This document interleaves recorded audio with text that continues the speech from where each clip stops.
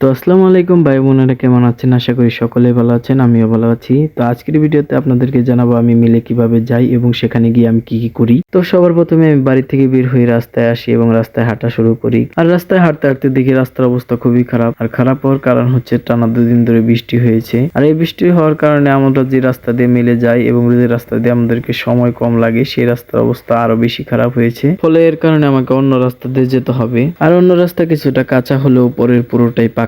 আর রাস্তা পাকা হওয়ার ফলে একটু ফায়দা হলেও একটু দূর আছে, এর কারণে আমাকে গাড়িতে যেতে হবে। আর বরাবরের মতো এই রাস্তায় এসে দেখি একটা গাড়িও নেই, এর কারণে আমাকে স্ট্যান্ডের দিকে একটু এগিয়ে যেতে হয়। এবং স্ট্যান্ডে যাওয়ার পর দেখি একটি গাড়ি রয়েছে এবং ছেলেটির কাছে জিজ্ঞেস করার পর জানতে পারি গাড়ির মালিক গাড়ি রেখে বাড়িতে গিয়েছে খাবার খাওয়ার জন্য। এবং স্ট্যান্ডে আর কোনো গাড়ি না থাকায় আমি ওনার জন্য অপেক্ষা করতে থাকি এবং কিছুক্ষণ পর দেখি উনি চলে এসেছেন। এরপর উনি চলে আসার পর আমরা গাড়িতে করে রওনা দিই। আর চলার পথে ওনার সাথে অনেক ধরনের কথা বলি। আর পাশাপাশি আপনাদের কাছে একটা কথা বলি, যারা যারা আমার ভিডিওটা দেখছেন অবশ্যই আমার চ্যানেলটিকে সাবস্ক্রাইব করবেন এবং আর যদি ফেসবুক থেকে দেখে থাকেন অবশ্যই ফলো করে ভিডিওটা শেয়ার করে দিবেন, কারণ আপনাদের এক একটা ভালোবাসা আমার জন্য অনেকটা গুরুত্বপূর্ণ। আর এইভাবে দেখতে দেখতে আমি আমার কর্মস্থলে প্রায় চলে আসি। আর গাড়ি থেকে নামার পর গাড়ি ভাড়াটা ওনাকে দিয়ে দিই। আর ভাড়া দিয়ে আমি মিলের দিকে আসতে থাকি। আর মিলে আসার পর দেখি অনেক ধান এসে জমা হয়েছে। আর সেখানে অনেক মহিলা থাকার কারণে আমি ভিডিও করিনি, আর এর কারণে আপনাদেরকে দেখালাম না। তারপর সুমেলের দাফার ওঠায় এবং সুমেলের দাফার ওঠানোর পর আমি আমার পোশাকটা পরিবর্তন করি। তারপর কিছুক্ষণ পর আমার এক কাকা কিছু চলা নিয়ে এসেছিল বিক্রি করার জন্য, তো আমরা সেগুলো দুজন মিলে ওজন করি।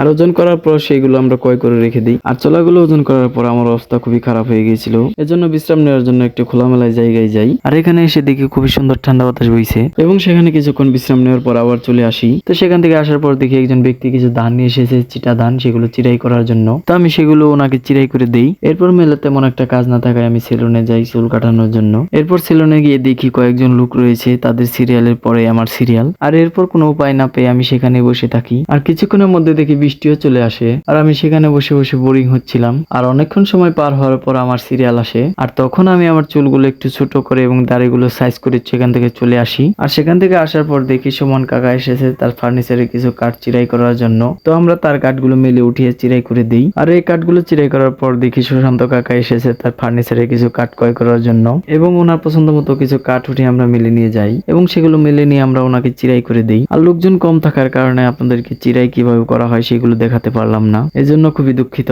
এবং ওনাকে চিরাই করে দেওয়ার পর আমরা মিলে কাজ শেষ করি এবং কাজ শেষ দিয়ে মিল পরিষ্কার করে আমি দাফারগুলো নামাতে থাকি এবং দাফারগুলো নামিয়ে আমি চলে আসি। তো আজকের ভিডিও এই পর্যন্ত, আশা করি সকলেই ভালো থাকবেন। আসসালামু আলাইকুম।